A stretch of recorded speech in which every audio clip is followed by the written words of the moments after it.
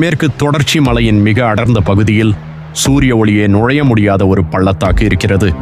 அங்கு சிதிலமடைந்த ஒரு பழங்கால கோவில் உள்ளது.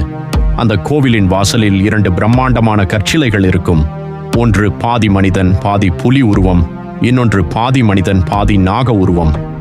100 ஆண்டுகளுக்கு முன்பு அந்த கோவிலில் இருந்த விலையுயர்ந்த மரகத கல்லை திருட ஒரு வேட்டைக்காரன் சென்றான்.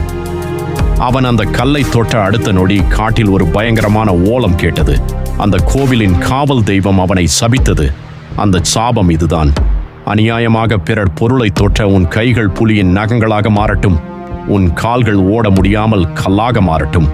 அவன் கண் முன்னாலே அவனது தோல் கருகி முடிகளாக முளைத்து ஒரு கொடூரமான மனித புலியாக மாறினான். ஆனால் அவனால் அங்கிருந்து நகர முடியாது. பகல் முழுவதும் அவன் ஒரு கற்சிலையாக அங்கே நிற்க வேண்டும். இரவு 12 மணி ஆனதும் அந்த கல்லுக்கு உயிர் வரும். அவன் பசியோடு அந்த காட்டில் அலைவான். ஆனால் அவனால் எந்த விலங்கையும் வேட்டையாட முடியாது. அவன் மீண்டும் மனிதனாக மாற வேண்டுமானால் யாராவது ஒருவன் அவனது இடத்திற்கு வந்து அந்த மரகத கல்லை தொட வேண்டும். சமீபத்தில் அந்த காட்டிற்கு சென்ற சில பயணிகள் இரவு நேரத்தில் அந்த கோவிலில் இருந்து மனித குரலில் ஒரு புலி கர்ஜிப்பதை கேட்டதாக சொல்கிறார்கள்.